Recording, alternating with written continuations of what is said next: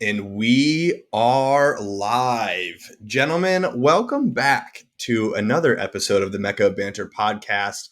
It's a special episode to start because we have Lucas Winkleman and Andy Hoover representing their own clubs in North London, which is split. We don't know if it's white. We don't know if it's red. It is perfectly in the middle, but we will get to that in a second. I am this week's host, Henry Wind. You can find me on Twitter at Henry Wind, or really just under the at Mecca of Banter, like because I feel like I'm on there enough. Like that's where I really am. And Yeah, I think I'll it's you and say, me. yeah, we're just I, responding I to need I people. need to be better about it, but like even before all this, I was never the kind of guy that just like tweeted stuff all the Yeah. time. Like I'll go on there and read threads and stuff, but I do need to Nah, get better at nah. that. Sometimes Oh, you just gotta get in there on it. unfiltered thoughts. Yeah. My favorite thing is when I'm like scrolling through the timeline and I read a tweet, I'm like, oh, that's hilarious. I'm gonna like that. And it's something that Hoove has clearly said on our account. I was like, I'm not gonna Absolutely. like our own account. But alas, I'll say it this week as I say every single week. It is a great week to be a Manchester United fan. Big 1-0 victory that we will be discussing a little later on. But before we talk shit to one another, let's check in with the fellas. How we doing? Andy Hoover, what's going on, man? Pretty good, man. Things are good over here. I can't lie to you. I'm geeked about every week that I get to get back on here, and Spurs don't disappoint me. So that's super exciting. And same with St. Louis, dude. The 3 points they had on Saturday was actually insane. Like the gravity, I think, of what happened on Saturday and the comeback they took to Minnesota can't be understated. Unbelievable. 4 points from clinching the first spot in the West, and we've got home field advantage of the playoffs. So looking forward to it. Let's chat it up. The boys get some free soccer in the postseason. That's what I like to hear. Lucas Winkleman, what's going on, brother? What's up, guys? Winks here at LCW21 on Twitter. Yeah, good week here too. Saka had his first Champions League goal last week, midweek, which was awesome to see in that spanking of PSV, and then got 1 point out of Spurs at the weekend. Not our best game, but obviously we'll dive into that. But what I will say is that was one of the most entertaining North London derbies that I've watched in quite a long time. Yeah. It's fun when we go into it knowing that we're going to win, but I think it's more thrilling when it's close like that, even if the result wasn't what either of us wanted. Yeah. But the Premier League's another good week. Yeah, the Premier League's better off with both of those two teams being good. It's sure. good for the league, in my opinion. Yeah, I totally agree. So let's get into it. Obviously, a huge game. I'm going to let you two take it away on this. I can provide third-party commentary where needed, but just to echo you, Lucas, as a dog or a guy with no dogs in either camp in this fight, what a fun game to watch. I was glued to the TV the entire time. So what were your thoughts on the game? Who's better this season? Is Tottenham... are they for real? I think they're for real. And it pains me in every which way to say that. I was watching the game severely hungover from my bed at 8 a.m. Sunday morning. Shout out to Christian and Amanda Argyros. Got married. Two of our good friends got married Saturday night. But yeah, was hurting watching that game in a lot of ways outside of physically. I think it was the first time that we were outpossessed by Spurs collectively since who knows when, which was weird. Y'all are definitely a completely different team. I think at times we weren't really able to get a whole lot going because of how often you guys were breaking up plays, getting the ball out of bounds, shutting down Odegaard in the middle. I feel like he didn't nearly have as much time and space to create as he normally does, both against you guys and in general. But regardless of how the goals were scored, I think it was good that we were the first ones to score in terms of momentum, because there were a lot of times that Raya made some great saves and you guys could have gone ahead. But the fact that you guys scored both your goals while being down one was a positive for us in terms of momentum. I thought that we started out really well, pressed really quickly, played out wide a lot, and looked to isolate Saka and Udogi, however you say it. Destiny. Yeah, Destiny Udogi. Yeah.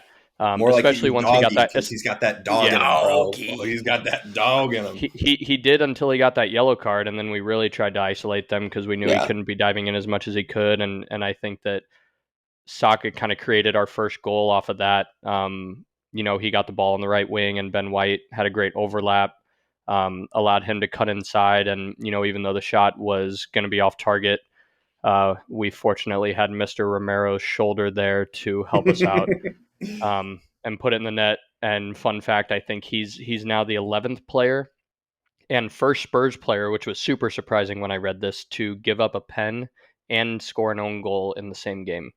Wow. Which is just wild. And first he Spurs didn't. player. And outside of those two events, he played pretty well. He played pretty well. Yeah, I agree. That's what's crazy about this sport is that 100%.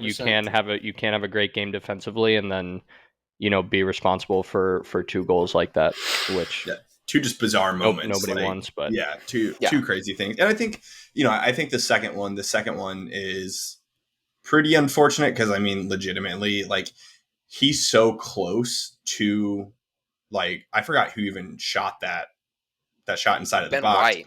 So he was so close to him, like, literally, even if he tried to pull his hands out of the way, couldn't.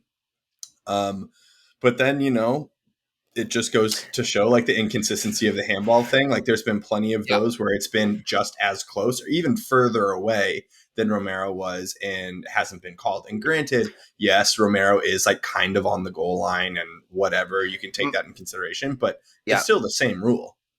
My issue with the penalty call isn't actually the call itself. I think he was blocking a shot on net that Vicario was diving left, and it was maybe going to go in the net if it doesn't hit his hand. So I don't think I was sitting there and I was like, nailed on pen. Yeah, that's just 100%. That's what it looked like to me. The 5 minutes of VAR time to decide that is frustrating. Yeah, that frustrates me too. And then you look back at some of the calls they've had previous in the year, and even another one on Romero against United early in the Garnacho's. season. It was damn similar. So that's what pissed me off. I thought Postecoglou said it really well at the end, and he's just like, "Look, mate, we don't know what a handball is." He's like, it's pretty evident that there's not a lot of consistency there. So he's like, as soon as I saw it, he's like, I truthfully didn't know what they were going to call. So that's, as a manager, that kind of sucks to not know how that's going to work out. But my thoughts are positive. I had a really good watch and day and feeling about all of it. I will say before I go into how unbelievable I love and how great this team is and they're the best in the world. Before I go into that, I do think Arsenal had a worse game than Spurs had a good game. But on the same side of that token, I don't think Arsenal play the way that they do unless Spurs are motoring in, the press in the way that they've had. I totally agree. So I wouldn't say, I thought the Jorginho give up to Matters was shitty. He shouldn't have been out. He shouldn't have been out there in the first place. He shouldn't have been out there in the first place. It was so sad. Yep. Like at first, I had no idea why he was going off. Like right at the beginning, before the second half started. What happened? Yeah, so discomfort. Lower back discomfort or aggravation, whatever it was. But he like is out there lining up, or I guess he's standing near the sideline. But right before the second half starts, he comes off, and I'm just like, what's going on? Like, there's no way in a game like this that Arteta's taking him off at half. Yeah. Knowing how much of an impact player he is, no way. Like, there has to be something else going on. But like, nobody was saying anything. Twitter was all wondering the same thing. Yeah. And I was dying. You were like, let's go. Exactly. I was like, I can't believe this dude's about to come off at half in a dirt. Exactly. No, yeah, right. Yeah, dude. Yeah. So thankfully it looks like he'll be okay this weekend, but had something like going on with his lower back, and he was just like super uncomfortable. And we all know how much passion that guy plays with. So in a game like the North London Derby, you could see they kept going back to him on the video camera sitting on the bench, and he was fucking pissed. And then obviously Jorginho isn't the ideal replacement there with Partey being out. Like, we just It is what it Yeah. is. But The first 10 minutes those guys are on the pitch, Havertz gets a yellow card, and Jorginho single-handedly is responsible for a heavy touch to leads to matters that leads to a goal. So too bad Nicky's not on to Dude, throw Nick out would the be secret. rolling. He'd be loving the secret agent allegations here. But yeah, I mean, there's a couple things that I want to point out on Spurs. Like, nobody had us set to even do okay in this game. My opinion was 2-2. I texted you guys late as Yeah. hell on Friday and was just like, I think it's going to be 2-2. I don't like, all the pundits, everyone who's got paid a shit ton of money to sit behind a camera and, spit shit out of their face, got it wrong, in my opinion. They didn't get swept off the pitch. They came in, they played the exact same way that they've wanted to play. Um, I've watched so many managers take different tactical approaches to different games, to every game. It's so nice to know how you're going to play every week. And this one validates the style. This one validates the play, in my opinion, because the conversation was they're so open at the back all the time, which they are, that, Arsenal should capitalize on that, every 10 minutes or so. They didn't. The inverted wingback thing is just so locked down, and I think that had a huge effect on Odegaard. With Poro and Udogi in yeah, possession, tight to the six, and then you see like Sar and Højbjerg and whoever's on the other side drift super far wide. It's hmm it's such an I interesting was way of playing. I was going to point that out and give Ange some props there because I feel like that was where we were weakest, especially on the right side because I think that led to your guys' that led to your guys' first goal. But Hmm. Poro was inverting, Jesus stayed with him, so Sar dropped back, and then when he dropped into space and I forget who he built up with in the middle. Maybe Sun dropped in, but he with Sar popping out there, that drew Zinchenko all the way up the field. So That then right side, he plays a yeah. through ball to Sun, and then it's him and Kulusevski on the right side against Gabriel. 2-on-1, and yeah, I think that was what led to the first goal. But that They pick was their spots. Yeah, they pick their mhm, spots really well. I think from the stuff I've read, I'm no tactician, but you're right. Arsenal don't get it as wide. They don't bring balls in from the wide. They're not crossing the ball from wide. They like to get it there and then get it back into the middle. So he was just clogging lanes. There just wasn't a lot of room to operate through the center of the park, which led to the Arsenal goals being on the wide side because you did get Saka in these one-on-ones every once in a while, which I'm sure Postecoglou knew was going to happen. But it feels good to know that they played well, and I don't want to say that they played Arsenal off the field because Arsenal's always in the game no matter what. Last 10 minutes, you were taking a corner kick, and I was like sweating standing up in the other room of my TV, just like not okay.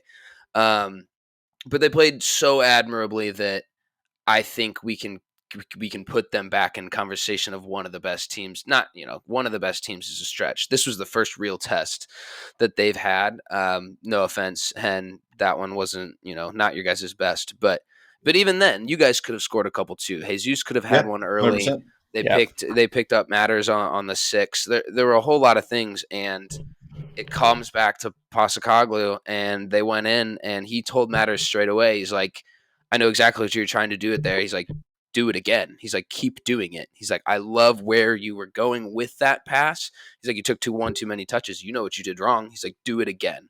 He's like, they're Yeah. so unbelievably stuck to their principles that it's changing. Things are changing. They're looking more confident. We've got a consistent lineup for the most part. Brendan Johnson, I thought, had an amazing 60 minutes. I hope his injury, seems muscle related, isn't long term. Um, there's just so many things to be excited about. Mickey Van de Ven's a player. He's rapid. He's I was actually just rapid. gonna say, like, talking about him, but for as much as we've talked about Ange being that guy this season, because he is that guy. Yeah. um you all haven't made a wrong signing this season. Like, you look at Yeah. every single person you brought in, and they're not only playing a huge role, but they're playing it well. They're displacing some long legends of that club. Eric Dyer, he sat on the bench, and so what I think is interesting is I kind of preseason thought that Spurs were going to kind of get that jolt from Postacoglu, but it's almost like he's really just saying like, yeah, we're gonna finish top four for sure. I don't know about these other competitions. I don't know what's going on with those, but like we're establishing ourselves back in England, and that's a respectable thing to do. It's Yeah, been great. there were fans and myself included who were really upset about the drop of the Carabo Cup just in the first round. That you know, Spurs fans just want a trophy. Yeah. I could give a care what it is as long as it's in a relevant competition and they can lift it at some point during the season. But he had an interview after that, and they were like, a lot of people were pretty upset with the team you played, the rotation, and he went into just so much bigger of a picture. He's like, I signed a 3 or 4 year deal. He's like, I plan to be here through at least that deal. He's like, I'm building something from the ground up. He's like, I understand that the fans want trophies. And it's been however long. He's like, I know. He's like, I know what I signed up for when I got here. He's like, Yeah. one trophy, one Carabo Cup doesn't justify 3 years for me. He's like, I want to be pushing for things and have a team that can contend, with everything, with everyone, and that's so good to hear from my point of view. Who also wants a trophy? Like, I'll take whatever you give me. But building something is what's most important, and he's got the foundational pieces in Vicario.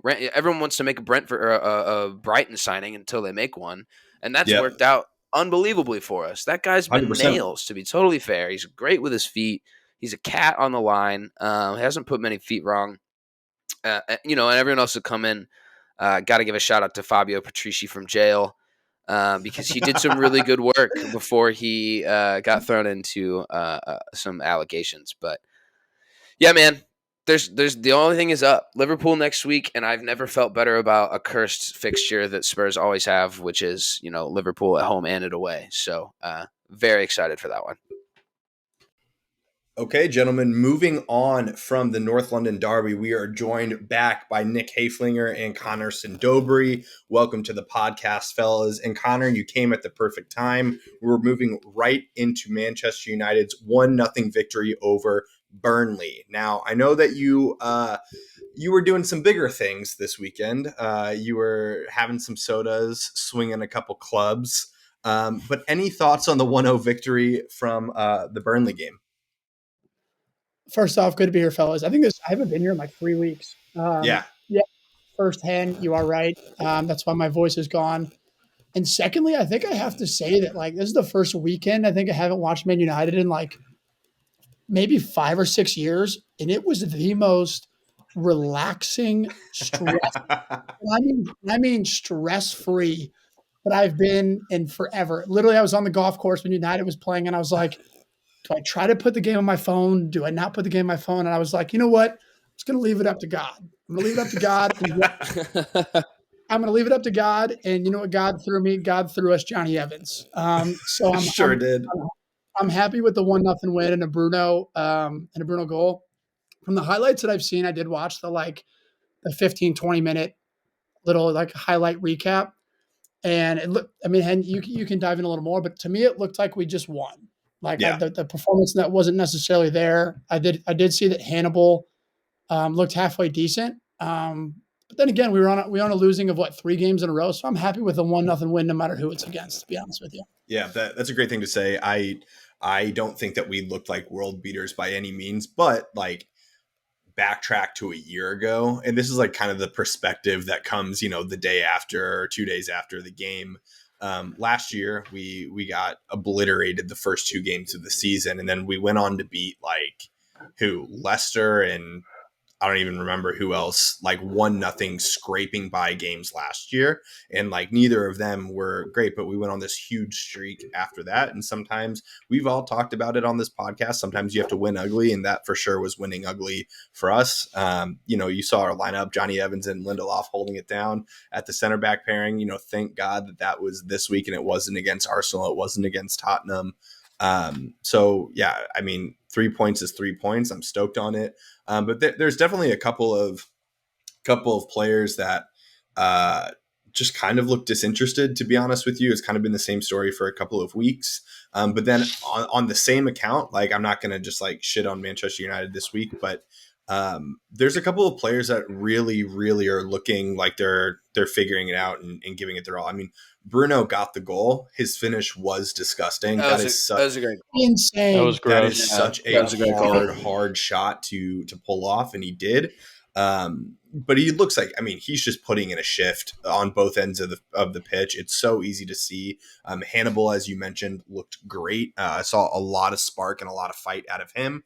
Casemiro has kind of figured it out a little bit more as time gone on, but there's a lot of people that just don't look good at all and look disinterested. Special shout out to Serge Reguilon. That he's been a big signing. Don't know where that came from with his performances at Spurs and his lack of performances at Atletico Madrid. So, I mean, I'm stoked on it, but then also kind of like a lesser talked about thing of this game, because, you know, everyone's kind of looking at Johnny Evans, is Onana got a shutout, which is, you know, again, against Burnley, you want that to happen. Yeah, dude, fire. But the Bro, thing is, Sick, dude. I thought Evans. I didn't see the lineup before the game, so when I saw the assist, I thought like Licha or somebody got hurt. I had no idea he started the whole game until the whole after thing. the game. I was mind blown. Crazy that he started the whole thing. But yeah, Onana gets a shutout, which, you know, we all on this podcast before the season started put him in like our 11 for the year. You know, we talked about him winning the Golden Glove. And he has had a rocky start to the season. So from a confidence perspective, has to be good for him. But 3 points is 3 points, and then kind of on to the next one, to be honest with you all. Dude, Reguilon had 6 months of being Spurs' number one left back, and it was before even Perisic came in with Conte. And he was extremely serviceable on a flat four. Like, he's the truest left back that I've ever seen. He's pretty okay going forward. He's pretty okay on defense, but he connects the dots pretty well. He gets up and back a lot, and I always liked him. He doesn't fit in the current system, and he didn't fit in Conte's. So I think, to be honest, it makes a lot of sense for him to move there. I don't love that he went to United and has just had this, you know, resurgency in form, but that's just the price you pay when you're not going to start or play, you know, a couple guys on the team. I can't speak to Burnley, but since he's come in the team, and who you and I were texting about this a little bit, like, he's been fantastic on the ball, but more so to me, it's like he's a guy that has something to prove. Like, clearly he's like, he's supposed to play. Clearly, like he was at a top 6 club. He was at Spurs. He was kind of on his way out, and never in a million years did he probably think he was going to get an opportunity like this at another top 6 club. And here he is, almost trying to like resurrect his career a little bit. And so far, at least from what I've seen, I've been extremely impressed. He's a really good dude and a good locker room kid. And like, I always really liked him and his personality, and definitely always gave it all for, you know, the team. So he's not going to play on Spurs. So like, don't have any beef. I'm happy for the guy. I liked him as a person. Yeah, we saw another debut from Amrabat. He came on the last 4 minutes as a left back, did not play in the middle, played as a left back for 4 minutes because I guess why not, you know? Sure. And Højlund looked good again, even though like he didn't get a goal. He had some really, really good movements. Delot put in an absolute firecracker of a cross a couple minutes into the game that he was literally inches away from. So, you know, I have high hopes for him. But moving on, gentlemen, we have a 3-1 victory over West Ham for Liverpool. We're not going to touch on it. But I did want to bring up an interesting note from the Mecca. Brian Flannery threw out a statistic about Liverpool this season that it seems like they don't start playing a game until they go down 1-0. It's been true all season, and this was the same way. West Ham went up 1-0, and Liverpool kind of does what Liverpool has done historically over the last 5 or 6 years and come from behind and win the game 3-1, kind of open and closed. Don't need to go into Liverpool at all. But Chelsea, Nicholas Hayflinger, we're still out here trying to play footy, I guess. The £1 billion is not equating to goal. I think about this every week, man, of like how to intro Chelsea's game on this podcast, because like I've run out of things to say. I'm gonna cut you off and just say that I do feel bad. Not for the club. I feel bad for Nikki getting on this every week and having to somehow come up with something to say. For Pochettino. I don't feel bad for Pochettino in the slightest, but you and the local guys, I'm feeling for you. Yeah. I was hoping that similar to Liverpool, we would just skip over us as well, but we're here. It's not fun. I'm gonna be completely honest. It's really not fun. I literally watched Chelsea over the North London derby, and I can tell you it was not great to watch. The red card, I mean, I don't know if you guys watched any of the highlights. He hits the ball first, then he rolls over on his ankle. I know it is. I'm not like defending it. I just think it's kind of unfortunate. And then I think that changed the whole outcome of the game. I also don't think we have anything really moving forward. I don't want to sound like a broken record, but like the thing that I'm kind of clinging on right now for hope is injuries. Like we do have a lot of injuries. Like Nkuku is still, we haven't seen him yet. I still think Reece James, when he's healthy, is a huge asset if he can stay healthy. But like, I'm hoping we don't get relegated at this point. So that's where I'm at. Dude, you guys aren't even close to as bad as Luton or Burnley or 2 suspensions to add on top of that too. Nico Jackson's out with yellow card suspension, and then Gusto's out now. Yep. Nico.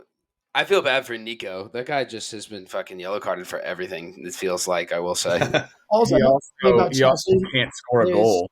I came on here about a month ago, and I got shit on, and I mean shit on, for asking about the panic button. And if this thing is not out slammed a million times, I would wake up in the middle of the morning if I was a Chelsea fan and just hammer that thing. I don't think it's a like.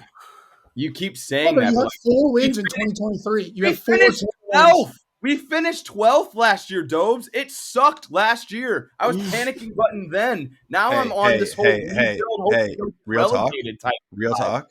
If I could tell you at the end of the season you would finish on 12th right now, would you take it? Yes, I said it at the end. Do not remember at the beginning or the end of last year, I told you guys I'd be happy if we finish above 12th. And you guys all thought I was crazy. Dope said we'd finish top 4. And I was like, I don't see it. There's nothing that I've seen that's been impressive football from Chelsea that I've been inspired by. That's the facts. That's what it is. So I'm hoping we don't get relegated. Don't worry. Drop another. I think. That's the panic button. If we get relegated, I'm panicking. Do you think? Okay, hold on. The standards are low. The standards are non-relegation. Yeah. Good God. That's why I get that. With what I'm watching week in and week out, that is where my standards are. 100%. I'm hoping we don't get relegated. Do we think that all these players that signed 8-year deals have relegation clauses in their contracts? Flip it. That is going on TikTok. That is going on Instagram. Absolutely. Clip it. Do it. He said, clip me up, chat. Now, something's got to change. We're 20 years old. We have a bunch of youngsters. That's the only thing that you can really cling on to. Okay, so here's what I was saying. I was talking to Dan Hornsey, and I was literally watching the highlights, and the concept and the strategy of signing young guys, in theory, works out every time, right? Like distance, longevity, future, and it's a lot of. Obviously not like Brighton, but it's a lot of guys that look at Kai and Mount. They both fucking went for millions. It's a lot of guys that in the future they both won the Champions League. In the future they'll be good. My point right now is that if Thiago Silva's not on that pitch, you guys don't have a out and out leader. You guys don't have someone not only who's been at the club longer than a year, because 90% of the starting lineup. And he doesn't have the band. Like Conor Gallagher has the band. They love Conor Gallagher, bro. They're seeing something they're worth seeing. That's a Pochettino thing. Pochettino always does captains from the academy, like younger guys, like that. That's what he likes to do. There's no leader. And then he was injured, so Reece made sense. Reece was absolutely the correct decision, and I thought that was okay. And Thiago Silva is probably one of the, what's it called, vice captains or something. But like, there's no one stepping up to be like, more. Like, there's no one giving the passion that I feel like I've seen from Chelsea for forever. Yeah, I guess like at some point, I feel like we have to set like a limit on this podcast of like, if we get to Christmas and they're still in the relegation battle, we got to stop like talking like them like they're a feature of our podcast. Like they're just like a bottom. But I mean, we're not talking about Everton every week. You know what I'm saying? Like, it happens every week. It's just like it's just been that way. But Connor, I know that you weren't here yet when we talked the North London derby, but there's a pretty interesting statistic from that game that needs to be mentioned, and I feel like you're the perfect guy to bring it in. I know. Yeah, I can't believe you guys forgot it. I didn't forget. James Bond gained a new colleague. We have another 007. Yeah, we do. And his name is Kai Havertz. We have to mention that truthfully, and I mean this. Like, I feel bad for the guy. Like, I genuinely feel bad for the guy because he is not doing himself any favors at all. It is very funny, and I'm just hoping that Mount can score tomorrow or assist tomorrow or something. Hey, double agents, boy. Nick, we said it right before you guys even got on. I was talking, the game changed in the North London derby when Jorginho and Havertz came in. That's the best thing about Chelsea right now is talking about their players playing for other clubs. The other players that also sucked at Chelsea still sucking. That's fantastic. Football heritage. The cool stat I have on Chelsea is that Chelsea have 2 wins since Graham Potter got sacked. And that their goal of the month is going to come from their U23 team because they didn't fucking score a goal this month.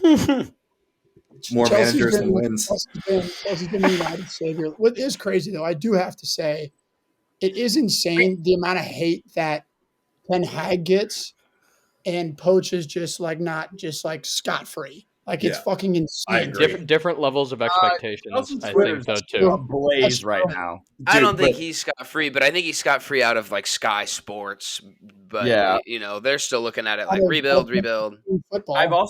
I was talking to, I think it was Winks at a wedding we were at this weekend, or it could have been someone else after a bet I made with Winks over the weekend. But Chelsea's, like, our roller coaster, our lows are very low and our highs are very high. Oh yeah, and I remember this. Yeah. Arsenal, it's like their high is second place and their low is like 6. Like they're just kind of right here. And with Chelsea, it's when we're peaking and playing good, we're winning Champions Leagues. And like when we're low, we're really low and we're in 12th. So we'll ask you the question. We'll ask you the question that the bet was made on the weekend. Just Hoove and Dobes. Let's get your thoughts on this. The bet, correct me if I'm wrong. Yeah, Winks, you share it. We put a Benjamin on whether Chelsea or Arsenal would win a title first, specifically Champions League or Premier League. Naturally, backed our own clubs, but that was the bet. Yes. What are we talking about? What kind of odds did you get, Hathey? God damn. Yeah, poor guy took even money on that. Chelsea should be like plus 7,000 in that bet. Arsenal ain't winning anything anytime soon. I don't disagree with that personally, but I also don't think you guys are that close either. They haven't won in 20 years, brother. 20 years. That's insane. Hey, I'll admit, I was a couple sodas deep, and I said, "I'll take that bet." I said, "I'll go Chelsea." I think the thing is, like, I trust Arteta and the structure that they have of the players that they're going to bring in more than I trust Todd Bowley, because it doesn't make. I mean this. The bet that I want to make is like, does Poch make it to Christmas? Ooh, because like I really don't think he does. Bet. That's a good bet. I think that's the question for sure. Yeah. I hope think he makes it past it. I hope we give him a year. Okay, so with that, like, if let's say he gets sacked before Christmas, do you see that as like another situation? Huh? If he gets sacked before Christmas, I hate it because then we're in the vicious cycle that was Tottenham. Yeah. So that's my question exactly. But the thing is that like, if they're literally sitting in 16th, 17th, wherever they're sitting, I think it's 16th. If they're sitting in 16th leading into Christmas, do you not sack the manager? The stadium will burn down. You think so? Yeah, it might. Chelsea fans are say, as far as like Chelsea Twitter right now and all that stuff, it's not great. Like, I don't know what it's like over there. I don't know what it's like in the stadium. People were leaving early against Aston Villa. I don't know what it's like on the pressure with Poch. I'm hoping we give him a full year, but if we're in 16th in Christmas, who knows? Chelsea we've gone through how many managers in the last year? I mean, I think your squad's too strong to get to 16th. I think you're too strong to get to 16th at Christmas. But I think if that happens, bro, you call Jesse Marsh. Like you need a certified relegation saver at that point. Like, and nothing against it because I don't think that happens. But those are the only guys at that point who are going to be like, fuck it, I'll take on that job. You're like, sure, whatever. Just take all of the ego out of it. Yeah, I need to see a goal, dude. Just a goal. For sake, dude. The thing is, starting October 21st, I said this to you guys, it's Arsenal, Brentford, Tottenham, City, Newcastle, Brighton, United, all in a row. So I will say I said it a couple of weeks ago. The best game I've seen us play was against Liverpool, and I truly do think we play better against top 6 sides. Like I truly do, because I agree with that. No one's gonna sit back and play super defensive against Chelsea because they all have pride because we're in 15th. United's not gonna be like, oh, we're gonna sit in a block. And that's what all these teams are doing against us, and they're winning because they're getting us on the counter and they're scoring, and then they're sitting late in a block. Because they're better than you. They're not winning because they're sitting in a block. They're still scoring. No, you're describing how United plays. They're trying to get on the counter every single game. I'm just saying that was another bet I made this week. Was I think we get a win out of one of these games against one of these clubs, because I think when we play against these teams, we play a better game. Do you think Poch will cry on the field like he did in the Champions League semifinal? It'll feel just as strong, just as big of a win? No. Getting Chelsea their first win. Yeah, I was going to say something else that I had texted you guys about yesterday. I don't think any of you guys really said anything back to it yet, but looking at Chelsea's next 7 games, what do you think the odds are that they get? I feel like the line at 3.5 points, table points over the next 7 games is fair. That would be a win and a draw, or 4 draws of their next 7. Do you think that's too high? Can you say that again, Dobes, of who they're playing, what their games are? Yeah, that run of fixtures starts on the 21st, so that's 7 of their next 9. So technically, they have Brighton next, Fulham, Burnley, and then they go in that stretch. Arsenal, Brentford, Tottenham, City. Yeah. I could see Burnley, them getting some sort of result. But like Brighton is a team that, like, as we saw what they did to United, like Fulham is another team that is like frisky. Like all they need is 1 or 2 chances. I think my thing with Chelsea is like, who's going to step up and score? Yeah, who's going to be the guy? It's 1-0. Like that's who I'm waiting for. 1-0 to Villa is like they need to score. Like 1-0 to Villa is like 1 goal we're down, but like we still should have scored. Broja comes in, he can't hit a fucking net either. Oh, not yet. I don't know. I think that if I were Chelsea in January, I know that Nkunku's coming back. I think he's better to 10, but I would throw another fucking 250 million at Ivan Toney. Like I've said it before, them not signing a proven number 9 is still insane. I agree with you. He did say in an interview that he's always wanted to play for Arsenal, though. So that means he'll sign for Chelsea then? Probably. For a lot more. But the opening bid was, I think, 60 million. And I think right now Edu's trying to work a deal to give them Nketiah. And then cash on the side. I feel for Nketiah. Yeah. Yeah, me too. He's just not the guy. You know who is the guy? St. Louis City. We them boys. We had 2 massive results.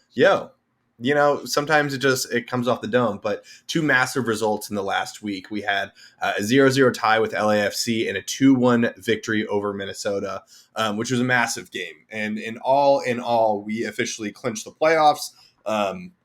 Would have taken a lot of bad stuff to happen for us not to clinch the playoffs after sitting in first the entire season. But nevertheless, two massive performances starting off. LAFC 0-0 midweek. We play all of the dogs. We have a really progressive lineup. Take you guys back to Wednesday. How'd you feel on that game? What were your thoughts leaving the game? Number 1 versus number 2.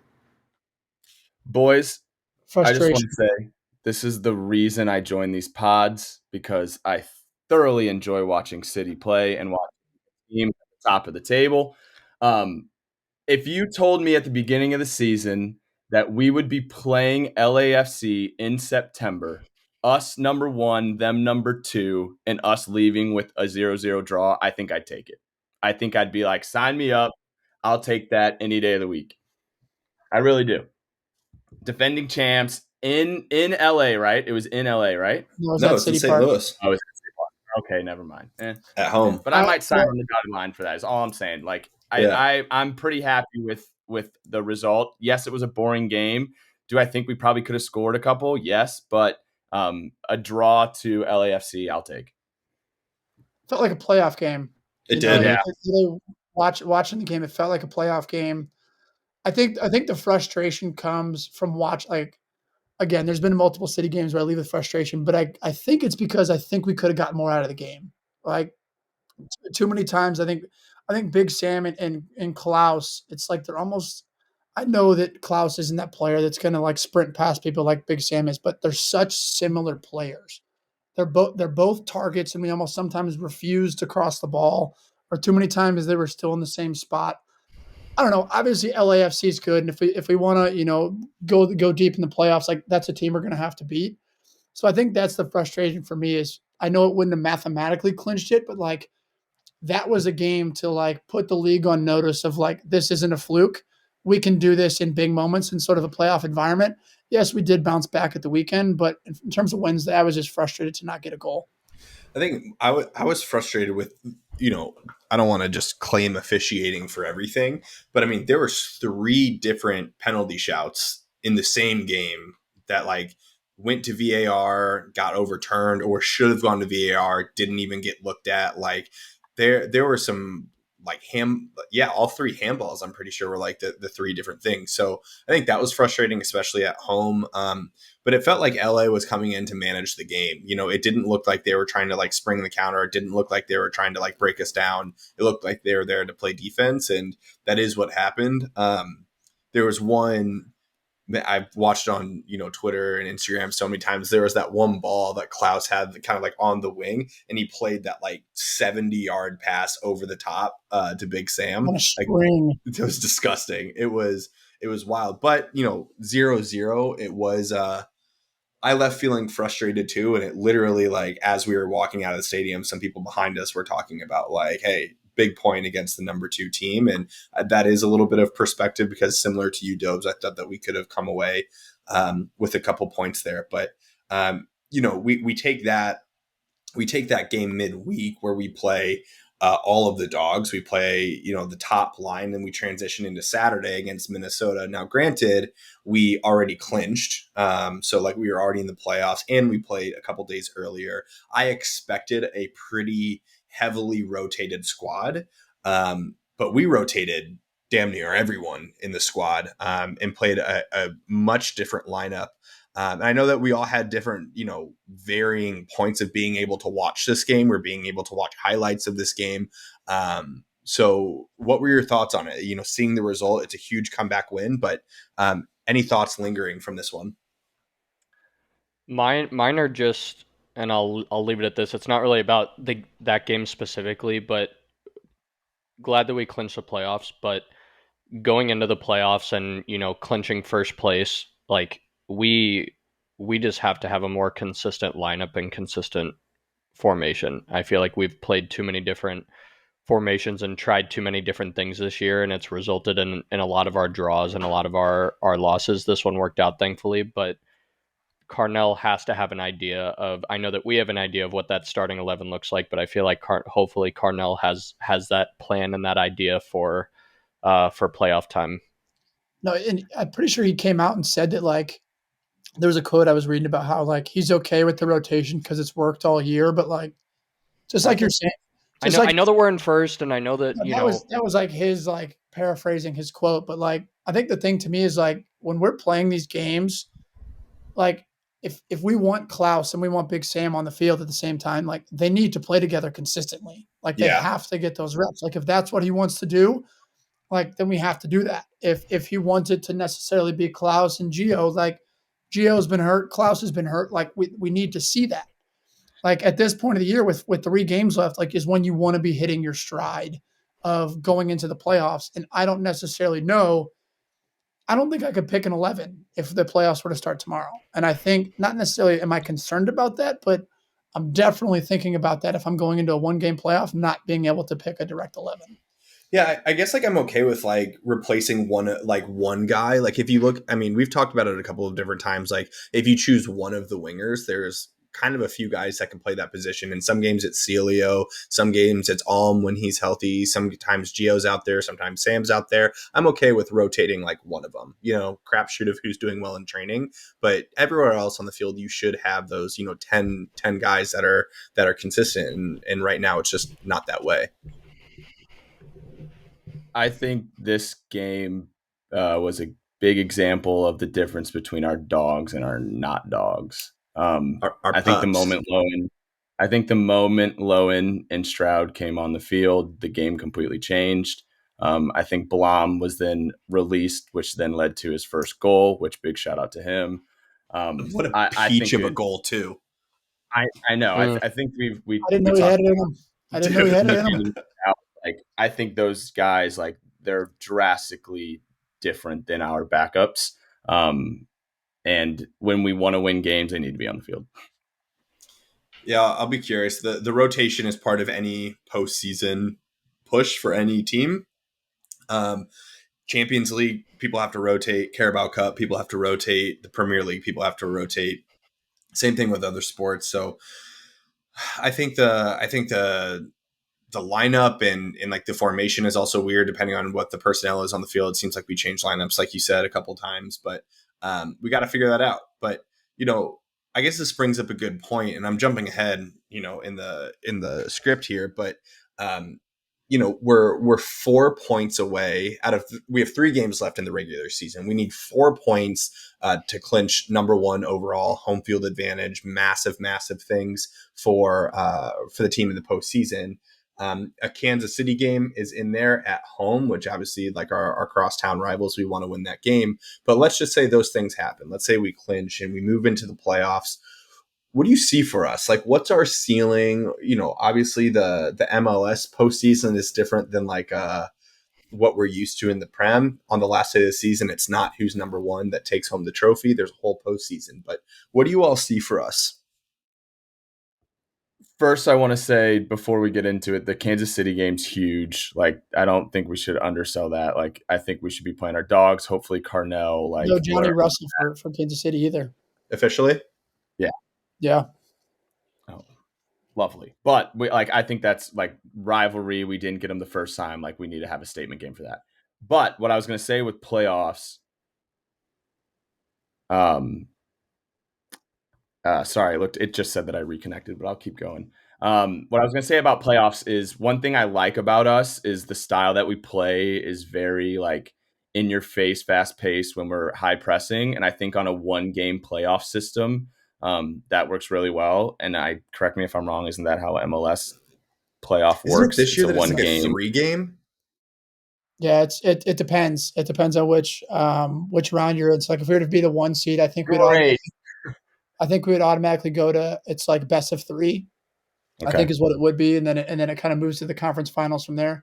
To me, American. To me, the biggest thing genuinely, and I think our ceiling. I know we're kind of like Henry. You kind of preface it as like, imagine we do clinch the 1 seed. If that is true, I think our ceiling is actually making it to the final. And the reason I make that is because we are such a different team at home. like it's drastically different how much better we are at home.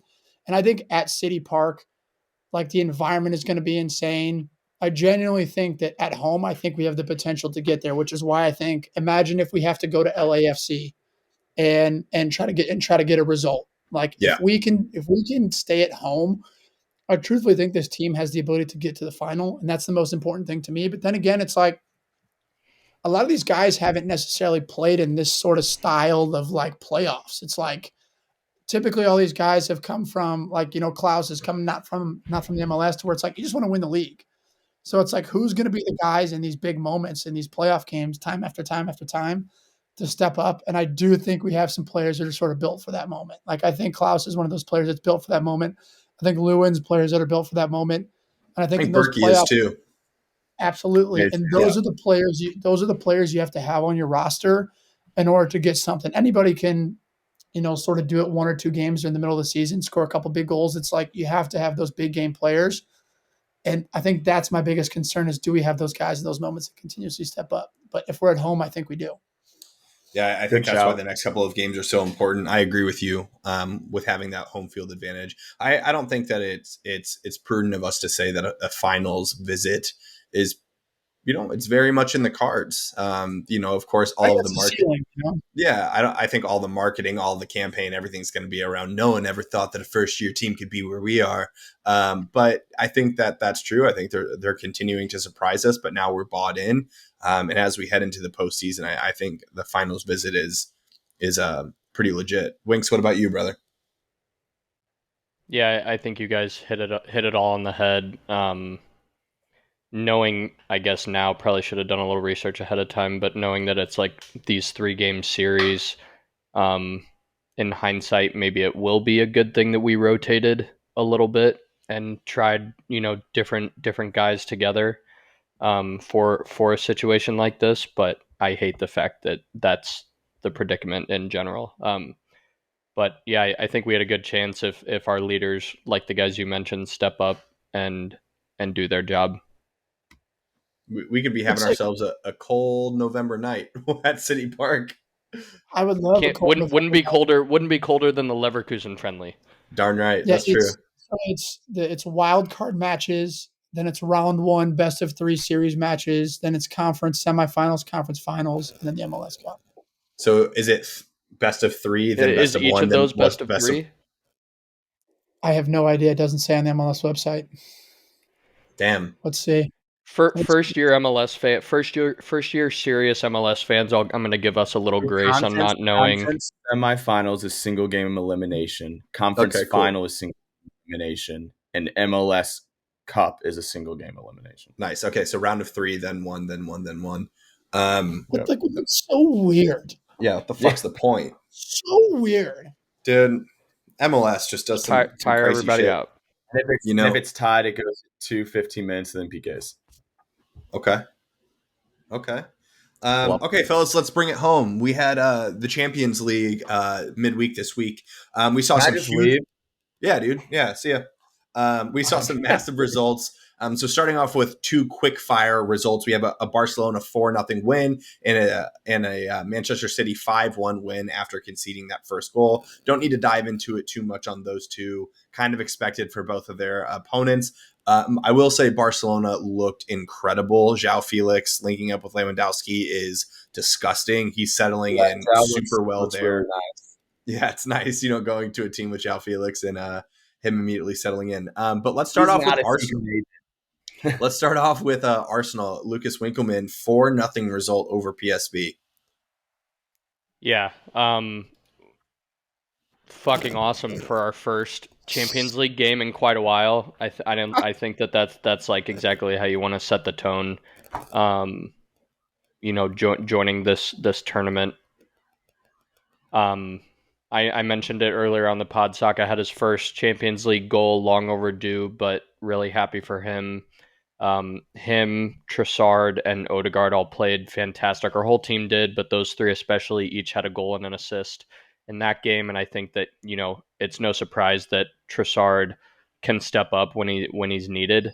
But with Martinelli having been out with an injury, Like I said, that's exactly what you want in a sub, and a guy who who knows how much longer he'll continue to be just a sub for us.